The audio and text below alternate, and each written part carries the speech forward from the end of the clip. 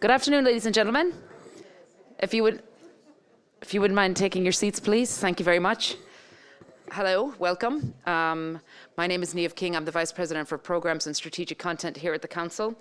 And on behalf of the Council, thanks very much for coming out on a Friday evening. A few housekeeping points. As many of you already know, the Council is an independent, non-partisan platform. Views expressed on this platform are the views of the Speaker and not of the Council. Please silence your phone, but not your voices. You'll have a chance, if you'd like, to interact with Professor Ferguson online. The instructions are on the screen. And thank you very much to our members in attendance today. Your support is terrific and helps us bring programs like this throughout the year. We're looking forward to hearing from Niall Ferguson today, who's been a regular fixture on the Council scene for quite a while. Some of you are here for Chimerica and 5 Killer Apps and Henry Kissinger. And now today we're here for The Square and the Tower, his new book, which will be available afterwards, and he'll be signing them as well too. So just a few background words on our speaker. Niall Ferguson is the Milbank Family Senior Fellow at the Hoover Institution at Stanford University and a Senior Fellow at the Center for European Studies at Harvard University. He's an award-winning filmmaker, having won an international Emmy for his PBS series, The Ascent of Money, and the author of 15 books, including Kissinger, 1923 to 68, and The Idealist, which won the Council on Foreign Relations Arthur Ross Prize. He's also the founder and managing director of Green Mantle LLC, an advisory firm, and serves on the board of Affiliated Managers Group. I'll be back up to moderate Q&A, but now please join me in welcoming Niall Ferguson to the stage. Thank you.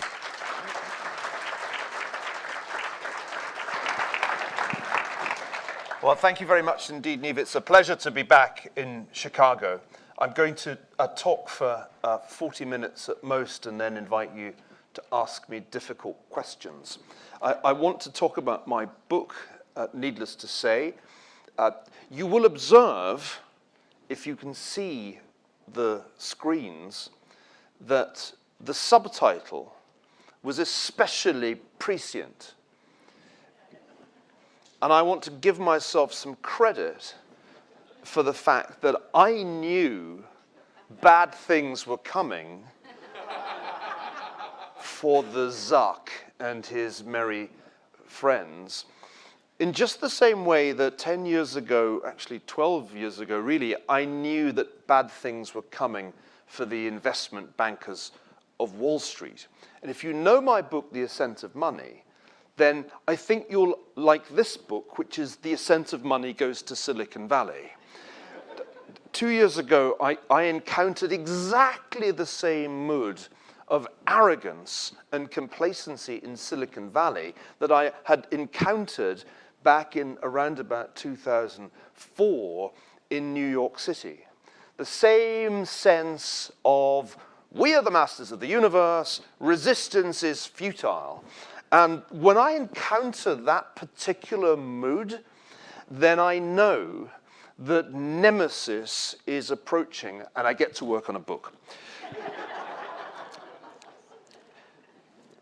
If you've ever been to the beautiful Italian town of Siena, then you'll get immediately why the book is called The Square and the Tower.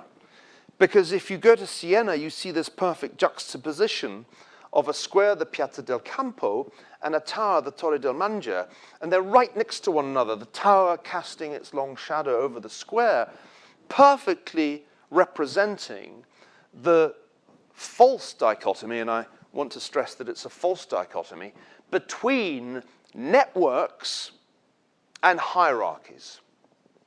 The square is the place where you go to meet your friends, chit-chat, trade, do that kind of social network thing. In Siena, they also have horse races, but that's unusual for squares. The tower is where power resides. It's part of the old Palazzo Pubblico, where the Siena Republic was governed from. So the idea that you need to start with is that there is a tension throughout human history between squares and towers, between social networks and hierarchical structures of organization. Now, I mentioned that it's a false dichotomy, and I'll come back to why in a minute.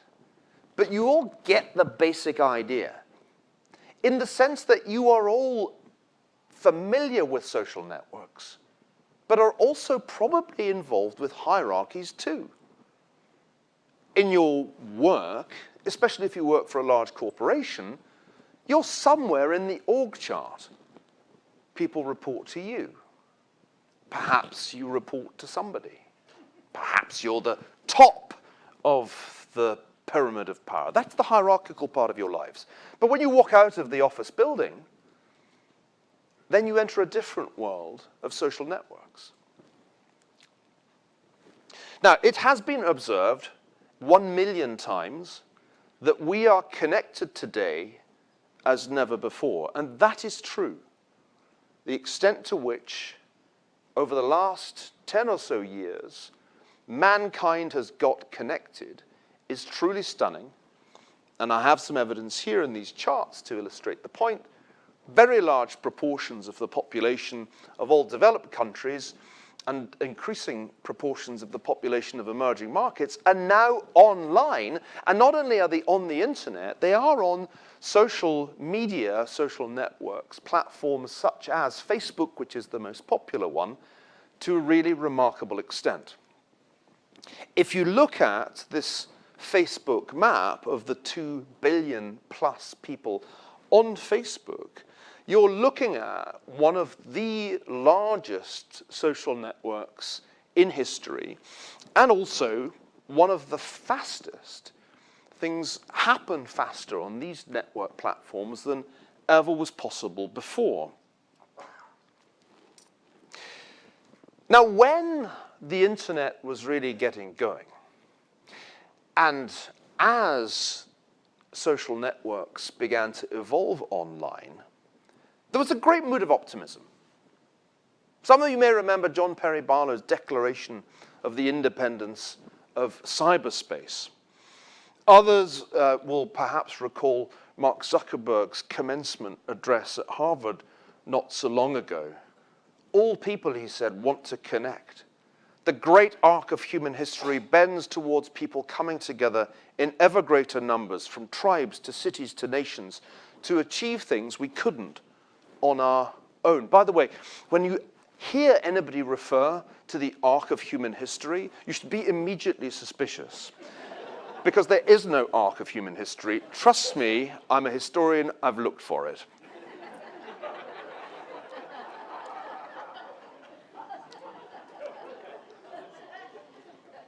And then came, instead of the global community and the independent Republic of Libertarian Utopia, the year 2016, the annus horribilis of the liberal internet.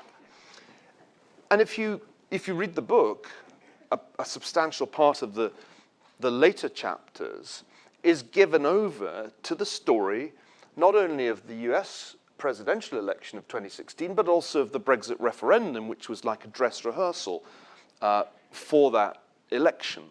And I show how the men with big hair were propelled to unexpected victories, in large part because of the way in which their campaigns were able to use the technologies made available by Silicon Valley to greater effect than their opponents were. You'll perhaps notice in one of those pictures the now reviled figure of Alexander Nix, the chief executive of Cambridge Analytica. I'm happy to say that Cambridge Analytica is in my book, because already when I was writing it, which is now quite some time ago, I could tell that there was something very funny indeed going on with those characters. Now, my favorite quote of last year came from Evan Williams, one of the founders of Twitter. I thought once everybody could speak freely and exchange information and ideas, the world is automatically going to be a better place. I was wrong about that. To which I think there's really only one possible reply. Well, duh. You see, what I want to try and suggest to you in the limited time I have is that it was entirely predictable, not only on the basis of network science, but on the basis of history, that if you created a planet where everybody is connected, the result would not be some happy, clappy utopia of people selling, or rather showing cat videos to one another, but something altogether less pleasant. To understand why things went so awry, because certainly from the vantage point of Silicon Valley, Donald Trump's victory was a hideous wrong turning. The arc of history sort of broke or went through some ghastly hairpin bend. You have to look at networks and understand a little bit more about them than I used to. And most historians, when they use the word network, are extraordinarily vague and imprecise in the way they use it. But I think we can be more precise, and increasingly a new generation of historians is beginning to use social network analysis in ways that I find truly illuminating. Now, imagine that we could graph the social network in this room. In this process, each of you would become a mere node. To me, you're all just nodes. Don't take it personally, but that's how social network analysis works. And we would be interested to know in a little bit about the relationships between the nodes in this room. And we, if we could get the data from Mark Zuckerberg, could quite quickly build up a map, a graph of the social network in the room. And we would find out, if we did that, the clusters that exist, little coteries or cliques within this particular group. We would see that Niamh was the hub, connected to absolutely everybody, crucial in every respect to the functioning of this network. And then there would be the network isolates, people like me and Ed, Luce, who really have no business being here, but got invited by Niamh. And that kind of graph can be drawn for any group of human beings. And one can identify in the process a whole lot of fascinating things about how the network operates. There will never be a social network that looks like a lattice in which all the nodes have the same number of edges, the same number of relationships. Such social networks seem not to exist in the realm of human beings. Now, I am going to give you a crash course in network science, laced with a little bit of history, and I'm going to tell you 6 things that I learned about networks that I didn't know before I wrote this book. The first is a cliche, really, or a truism. Birds of a feather flock together. This is an extremely important point when trying to understand the properties of social networks. We tend to self-segregate into clusters of like-minded or otherwise similar people. This was something American sociologists observed when they studied social networks in high schools in the 1970s. They were trying to understand why integration in multiracial communities was proving so difficult. And they found, to their dismay, that voluntarily within multiracial schools, clusters would form that were racially similar. And this self-segregation gave rise to the idea of homophily, the tendency of people to gravitate towards people who are like them. We see this in our own time, not only in high schools, but we see it online. And this chart here is actually a graph of retweet activity on Twitter. I'll say a little bit more about that later, but you can see from the graph the general idea. There's a conservative cluster and there's a liberal cluster. Conservatives retweet conservatives and liberals retweet liberals, and there's hardly any retweeting across the ideological divide. So if you were expecting, by connecting the whole world, to create a global community, which Mark Zuckerberg thought the arc of history was leading him towards, you were naive, because that is not how social networks operate on any scale, because birds of a feather flock together. Second of 6. Now it's Friday. It's Friday evening. Fatigue could grip you at any moment. But remember, this is the key to everything. So you must stay awake. And if your telephone starts telling you to have a little look and see what email came in, or whether you got likes on Facebook, know that you are in the grip of an addiction and I am here to help. It's a small world. We say this all the time. Oh, fancy meeting you here. Oh, Ed, what are you doing here? I'm really genuinely surprised that Ed Luce is here. I had no idea that he's an item with Niamh. That's a classic small world. I didn't know that. I don't really pry into people's private lives. I read Ed in the Financial Times admiringly all the time. Never ask myself the question, I wonder who he's going out with. So, it's a small world. It's such a small world. And I think the reason it's a small world isn't widely understood. But Stanley Milgram and others worked it out. 6 degrees of separation is one of these old lines that you're all familiar with. It actually dates back to a Hungarian short story from the 1920s. But Milgram ran a series of experiments in the 60s with chain letters that showed that there really were typically 6 degrees of separation between any 2 randomly selected Americans. And these illustrations are taken from the article that he published in 1967, making this point. A small world is small because it really doesn't take that long to connect any 2 randomly selected people. And it's a small world because weak ties are strong. A man named Granovetter, who's at Stanford, made this point. The reason that we can so quickly get, by a matter of 6 steps to anyone in the world, from Monica Lewinsky onwards, is that although we know a relatively small number of people really well, our family and close friends, our casual acquaintances, of whom we have many, connect us to a multitude of other such clusters of family and friends. So it's the weak ties, the loose acquaintances that connect us and ensure that we keep on saying to ourselves, what a small world. Third point. The structure of the network is if that's Mark Zuckerberg, tell him I'm busy. The structure of the network determines virality as much as the inherent properties of a virus or a meme or a cat video or anything like that. And this is a really important point because when we are trying to understand why some things go viral, we often make the mistake of thinking it's because they're really cool.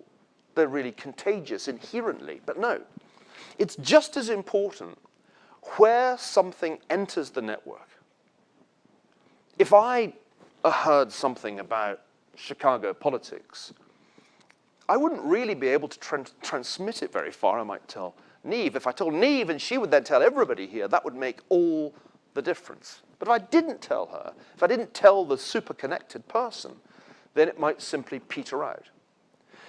Those who study epidemic disease know this to be true. Take the case of Ebola.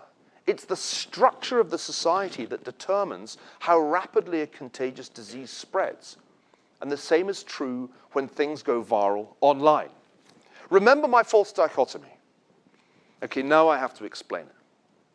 There isn't really a fundamental difference between networks and hierarchies. Strictly speaking, a hierarchy is just a kind of network. It's a special kind of network, it's depicted here, where one node has much higher centrality than all the rest. But it is just a network. It's a network, if you like, with certain edges missing. The real correct contrast is between distributed or decentralized networks and hierarchical networks. I can see a lady nodding who knows this stuff. It's really interesting. I learnt this by writing this book. And we should actually think of a spectrum of human organizations that go from the very decentralized, where there is no central node, to the very, very centralized, where there is one master node. And I think in this case, I show this in the book, of Stalin's Soviet Union, which was a network where one node, Stalin himself, had massive centrality by any measure in network science. All information had to somehow flow through Stalin. All power had to be in his hands. 3 more points. Networks never sleep. Large networks are, strictly speaking, complex systems. And they're liable to go through phase transitions. They have emergent properties that are inherently very hard to predict. So when you see a graph of a network like this fascinating graph of the structure of the world economy that my friend Ricardo Hausmann produced at Harvard, you must remember it's just a snapshot. That the structure of the world economy, like the social network in this room, is shape-shifting. And it will not look the same from one year or even one moment to the next.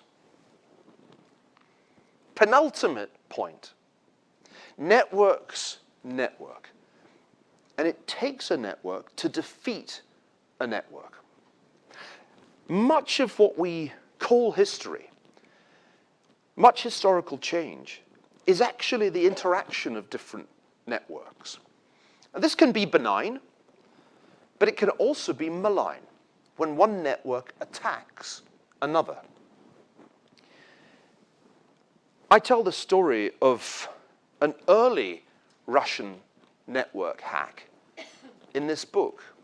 And it's one of really 60 episodes. The book is divided into 60 mercifully short chapters. It's for the attention deficit disorder era. And almost my favorite chapter is the one that describes how the Soviet intelligence agency, the KGB, hacked the most exclusive network in English intellectual life, the Apostles, which was the most rarefied intellectual club that Cambridge University had to offer. The fact that this had been a club to which John Maynard Keynes and Lytton Strachey belonged only enhanced its intellectual luster. And that was precisely why the Soviets targeted it.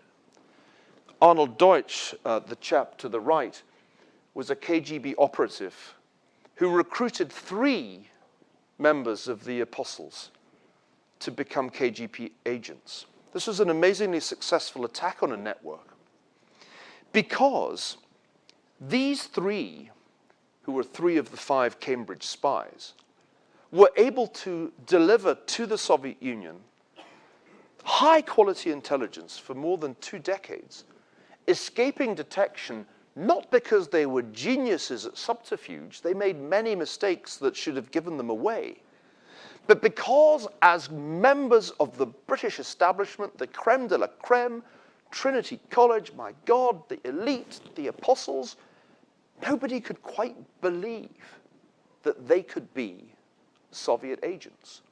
It was a brilliant attack on a network. And it illustrates an important point about distributed networks, small or large. They are bad at security. I'll come back to that in a minute. 6th and final observation. Networks are profoundly inegalitarian.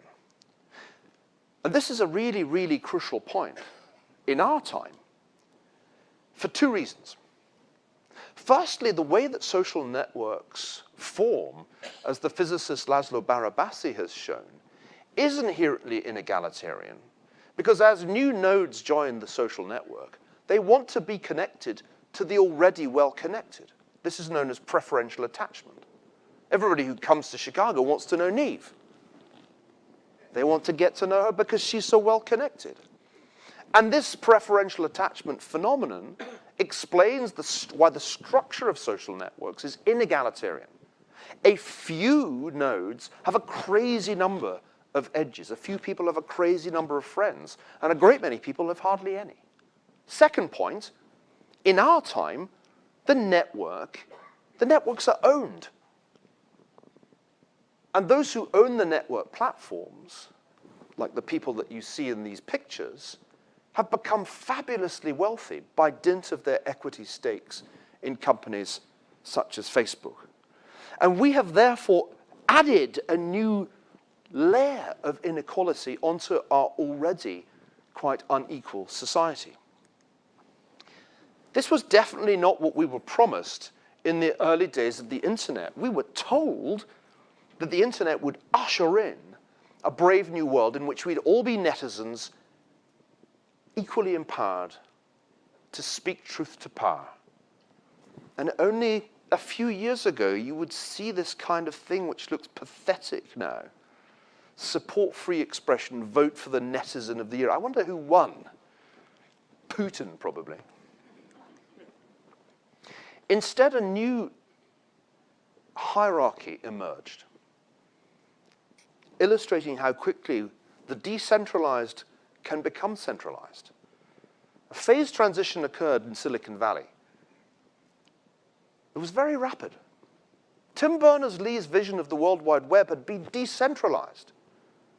He didn't foresee how quickly a handful of companies would establish giant network platforms that would consolidate control of the World Wide Web in a remarkably few hands. I love this cartoon because it makes fun of the corporate structures of the big tech companies. It's satirical, but I'm told actually rather close to the truth. Silicon Valley has produced some of the world's biggest companies. This came from the FT last year. The numbers have changed a bit since then, but the basic ranking's the same. Notice, the biggest companies in the world are tech companies, and the biggest companies in the world are either American tech companies or, interesting, Chinese tech companies. You will look in vain for giant European tech companies. More on that later. Welcome to the new monopoly capitalism. Peter Thiel, one of the most brilliant, if not the most brilliant tech investor of his generation, felt emboldened to write a book called 0 to 1 on this very subject just a few years ago, a book that explicitly says that monopolies are a good thing. I said, Peter, I don't know that that's such a good idea. I mean, you sure you want to say this? Moreover, Peter, if you call your book 0 to 1, everybody except in the United States will think it's a soccer score. Scott Galloway at NYU has this wonderful idea that the four horsemen, the four dominant companies, have become like the organs of the human body. Google is the head, Facebook is the heart, Amazon is the gut.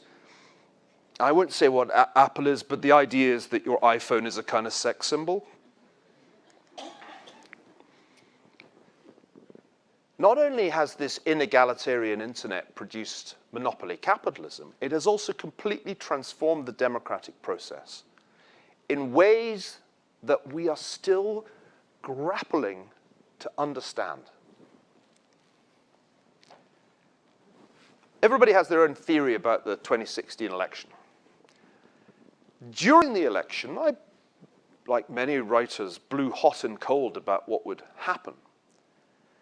But for me, one vital piece of evidence that caused me to increase the probability of a Trump victory was this: that Donald Trump dominated Hillary Clinton on social media, as you can see here in these charts.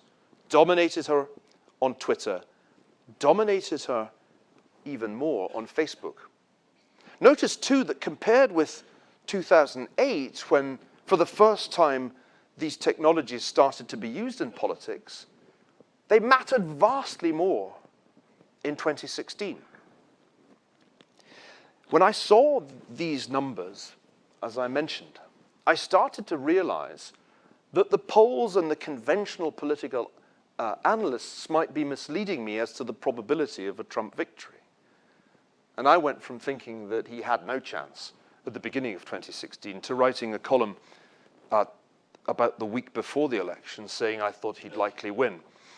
It's one of my better columns, that actually, because it was written just after Chicago had won the World Series. And I drew an analogy between the World Series and the presidential election, saying that the team that you thought could never possibly win had just won, and that would probably happen again. Why the indignation? Why the uproar? I think it's because the wrong candidate won in the eyes of Silicon Valley.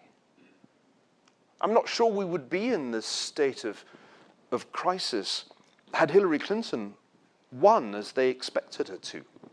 Remember, nearly all of these companies are populated by people who lean left. Peter Thiel was the only person in Silicon Valley who endorsed Donald Trump, and he just left town because he said this to me at the end of January, that Silicon Valley had become a one-party state. Unfortunately, he's moved to Los Angeles, which I hate to tell him is not very different. Brad Pascal, Trump's digital media director. These social platforms are all invented by very liberal people on the West and East Coasts. And we figure out how to use it to push conservative values. I don't think they thought that would ever happen. So true. You could hear the heads exploding from my office in the Stanford campus all day on November the 9th, 2016. They couldn't believe what had happened. Their technologies, their tools, Facebook advertising, had been used to elect Donald Trump. The 2016 election was a tale of networks.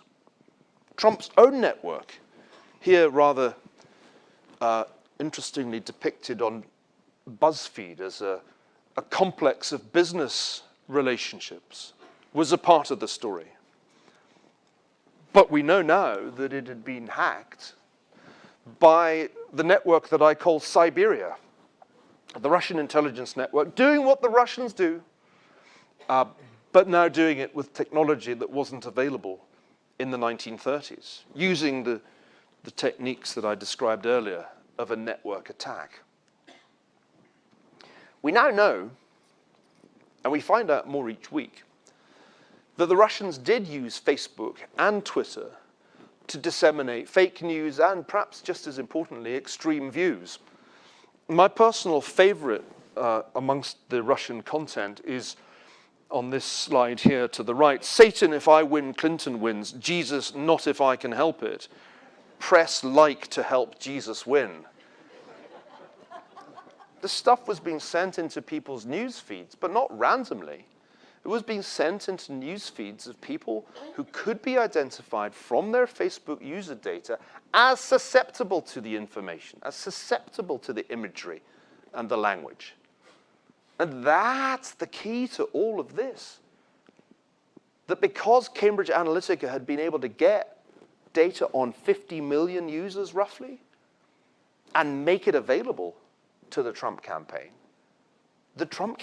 was able to target its Facebook advertising more precisely than otherwise would have been possible.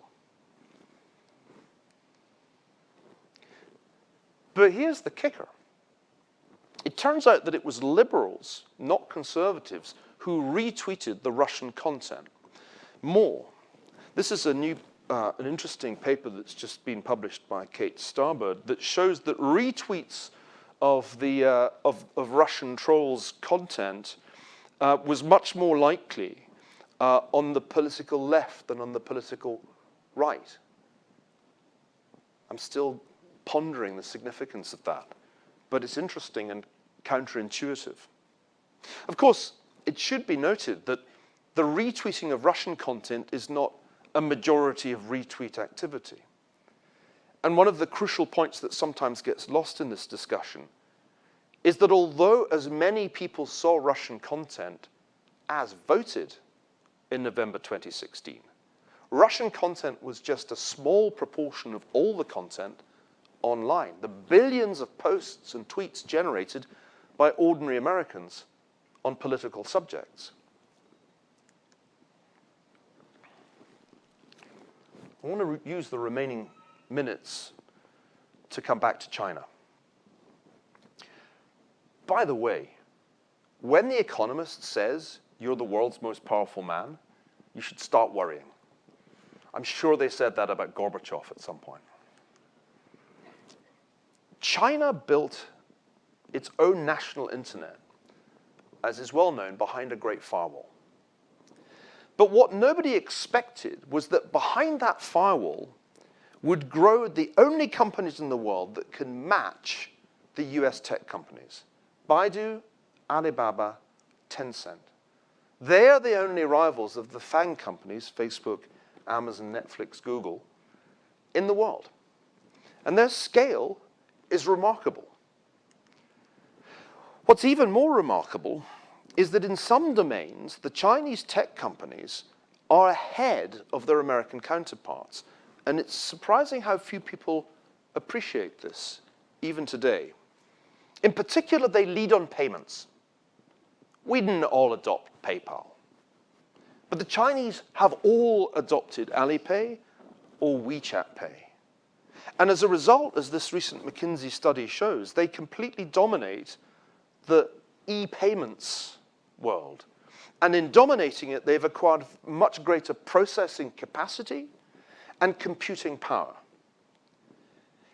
It's a reason why I think they have a reasonable chance of winning the artificial intelligence race, because the scale of e-commerce and e-payments in China is so much greater than its equivalent in the United States or anywhere else. In China, the square and the tower are one. They are in harmony. Or to be precise, the square is an effectively owned subsidiary of the tower. The Communist Party controls the internet. And Jack Ma is the junior partner of Xi Jinping, whose back you see here. Jack Ma said, I think last October at a Communist Party conference, quote, "The political and legal system of the future is inseparable from big data. Bad guys won't even be able to walk into the square."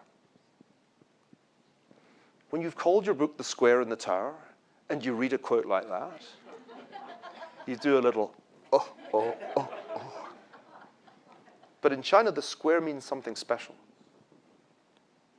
There's only one square that anybody's ever talking about in China, and it's Tiananmen Square.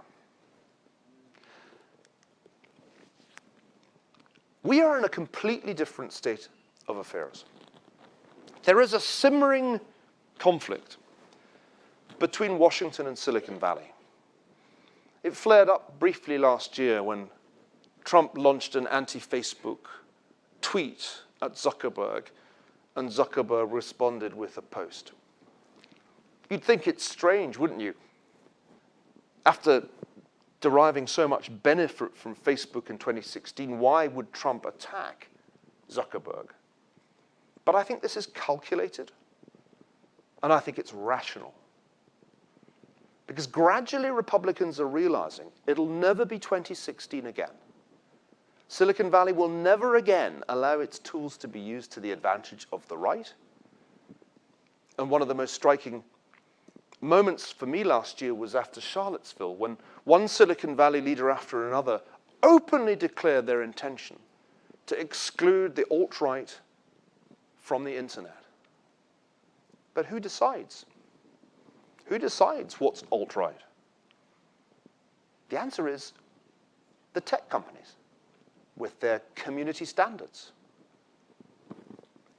And that, I think, is why this conflict between Washington and Silicon Valley is just beginning. And the Cambridge Analytica scandal has created the opening, an opening that I think the Trump administration will exploit, to do what Steve Bannon urged them to do last year: regulate the network platforms as utilities. The public is moving rapidly in this direction. Recent polling shows a big swing in public attitudes, and this polling predates the latest scandal. Already in February, there had been a big shift amongst Republicans and Democrats in the direction of greater regulation. And although regulation is a dirty word for Republicans, they are gradually beginning to realize that if they do nothing, if they leave the public sphere entirely dominated as it is by the big tech companies, there will likely be a heavy price to pay. Notice, 80% of news consumed in the United States today reaches the consumer via either Google or Facebook. That is a very, very great power concentrated in the hands of a very few algorithms. So let me leave you with this thought. History is all about this tension between hierarchical networks and distributed networks, between towers and squares. And in our time, it's true again. Go to the Facebook campus. It has a square-like quality. It's flat, informal. It looks, even if it isn't, decentralized. And then go to New York and compare it with the unofficial residence of the President of the United States, Trump Tower. I believe this is the key to understanding not only a great deal of history, but also to understanding what lies ahead for this country in the very near future. Thank you very much indeed.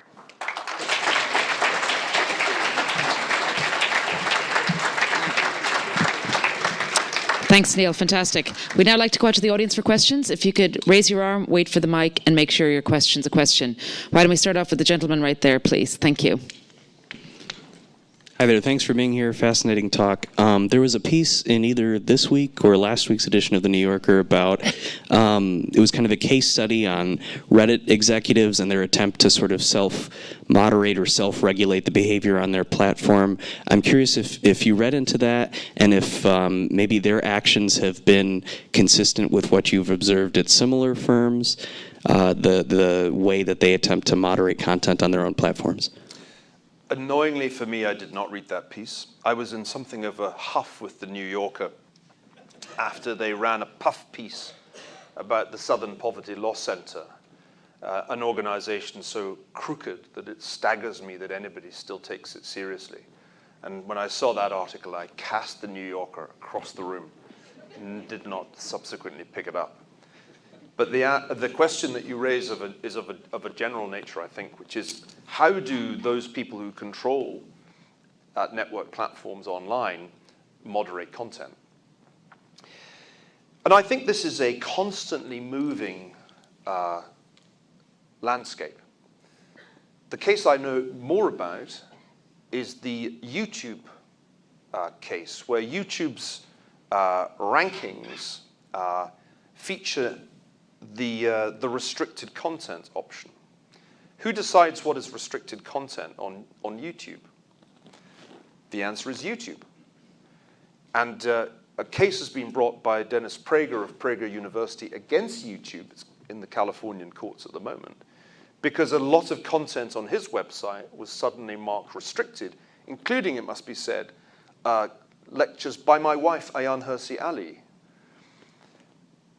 This seems to me part of a trend in which the network platforms are taking an increasingly restrictive view of what is or should be restricted. Under pressure partly from the Europeans, which I didn't mention for the lack of time, but increasingly Europe is regulating US tech companies partly by taxing them more, but I think also partly by saying, you must keep hate speech off your platforms. If you let hate speech on your platforms, we shall fine you a very great deal of money. Hate speech is, of course, one of these cant terms that's now used where we used to say heresy. Anything that's deemed to be hate speech is therefore liable to be sanctioned online. And who decides that? It turned out, actually, that after Charlottesville, Google was seeking advice on this from, you guessed it, the Southern Poverty Law Center, which publishes a list of extremists, including a list of anti-Muslim extremists, on which my wife features. It does not publish a list of Muslim extremists. So we are in a very, very strange and fluctuating world, under pressure partly from Europe and partly from their own employees. There are plenty of social justice warriors who graduated from Berkeley and Stanford and now work at these companies, The companies are becoming more restrictive, and as they become more restrictive, I believe their general tendency to lean left is causing conservative content to be discriminated against. It's early days. I wouldn't expect that to be true on Reddit, which is all kinds of right-leaning chat rooms and forums. But I think the broad trend is in the direction of the restriction and limitation of content on the right. Bear in mind that there are a number of ways in which this can happen. Number one, the algorithm can be tweaked. I have heard Facebook executives boast of experiments where they caused Sean Hannity's presence on newsfeed to decline by 50%. That stuff gets discussed. And the other way in which this works is if Google tweaks its search rankings so that you simply disappear from page one. And that's like disappearing altogether. Neil, one from the internet. How can America best defend itself from foreign state actors attacking and penetrating its networks? Well,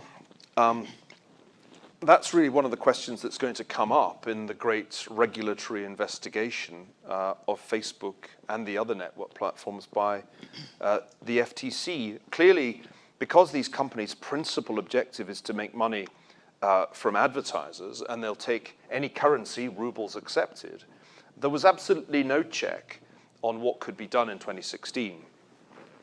I think it's actually not that difficult a problem to fix.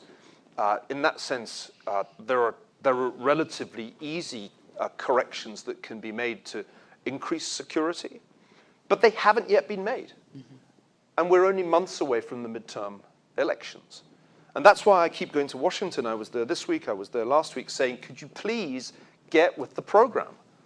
This has to be addressed, and you have to choose. You can go down the left-wing road of antitrust. You can go down the utility road that Bannon started to talk about, or you can remove the exemptions under Section 230 of the 1996 Telecommunications Act, which means that the network platforms are exempt from liability for the content that appears on the platforms. But you can't leave things as they are. In terms of the minimal regulation that I think Zuckerberg was talking about in his interviews earlier this week, there clearly needs to be identification of political content and screening out of foreign-originated political content directed at a US election. But I think in answer to this question, the most striking feature is how little there has been, how little progress there has been, how little change there has been, despite the scandalous nature of the events of 2016. Right. Out to the audience again. Yeah, how about this woman right here, please, in the middle? Yeah, with the spots on your dress. There you go. Hi, thanks very much. I haven't seen in detail the polling that you shared about the shift in people's attitudes towards regulation, but most of the commentary that I've seen on that has been more about people's concerns about automation and taking away jobs, and therefore wanting to see tech companies regulated. And not to contest those polls, but I think that's really interesting thinking about, regardless of people's intention, the impact on the ability to regulate tech companies because of this. And I'm curious to know about your insights into the connection between this network tech sites and the more economically focused sites. I think that's a really interesting link that you pointed to. It's quite interesting when you disaggregate public attitudes towards technology, because there's a good deal of variation according to which issue you raise. If you talk about artificial intelligence, and particularly if you talk about self-driving cars, there's a growing anxiety about that. Predictably, most predictable event of the year. Somebody was killed by a self-driving car, tragically, but entirely predictably. That was bound to happen. It was bound to be a big story, and I think it will help fuel a backlash that is eminently rational, in the sense that millions of people who make a living by driving vehicles see their futures threatened. I would be stunned if this did not become an important issue for particularly red state America. But this is a different set of preoccupations from the ones that I'm talking about. The public has grown extremely upset and anxious about the stories emanating from Silicon Valley about the election. I think that's really what you're seeing in that shift in opinion. The revelations, particularly of Russian intervention, Those, I think, have done a good deal of damage to the reputations of the companies. Notice also, and this is the final point I'll make, I'm trying to do short answers given that time's limited, it's fascinating how some companies have suffered much more reputational damage than others. Amazon is the #1 company in terms of popularity in this country today. Jeff Bezos has understood the absolute importance of being popular with his customers. Whereas, when you ask for opinions on Twitter and Facebook, those have turned sharply negative. And I think they've turned sharply negative because people are uncomfortable, not just with the evidence of skullduggery in 2016, people are increasingly uncomfortable with the polarization I talked about. And they sense correctly that the network platforms have become engines of polarization, driving us apart.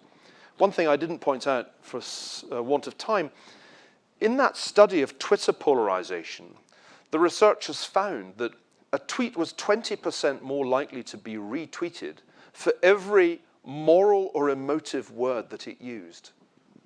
So if you ever wonder why it is that people on the left use the F word so much in their tweets, and I do notice this when they are having a go at me, it's that you're more likely to get traction online if you use strong language. I detect in the country at large a growing hostility to this polarization and a sense that the network platforms are a part of the problem. Yeah, next question right there, please. Chicago Council Board Member Ann Widner. Thanks, Neve. I just had a question on this polarization and also the existing networks. I had a Facebook argument this week with a conservative friend who said that YouTube was going against its mandate by shutting down material on guns. I guess they decided that they're not going to run any more gun videos. And I said, well, people who like guns can start their own YouTube. So the point is, though, rather, that these networks aren't just monoliths that can never change. They're going to be maybe like Fox News is a right-wing television provider, right, news provider. Wouldn't you see inevitably on the internets, different services that arise that conform to people's political perspectives, and so even more polarization? Question mark.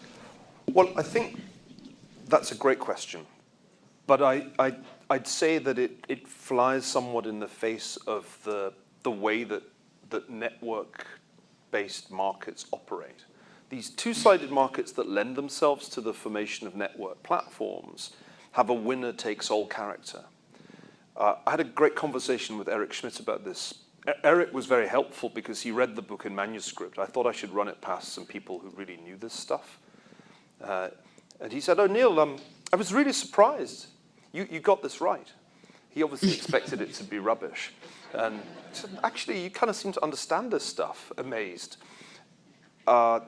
His observation was that he had thought in, if you like, his earlier career, that the internet would all be about empowering the tails of the distribution so that the small players would have greater market access than they previously had in traditional media.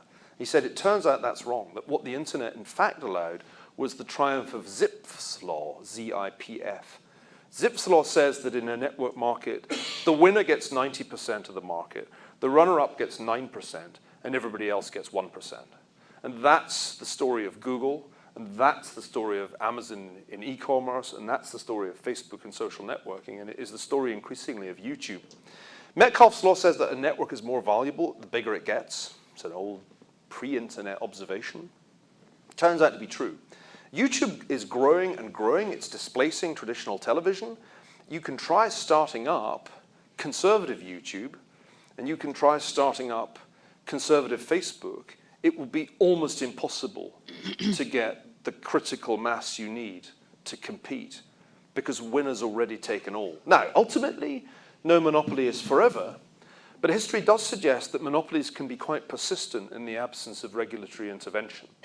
And that is why it's an issue if YouTube or Facebook decides to interpret their community standards to exclude not just pedophilia and terrorist content, which we already do, and I don't think many people would dissent from the need to do that, but if they start interpreting the community standards to say that the NRA shouldn't be on YouTube.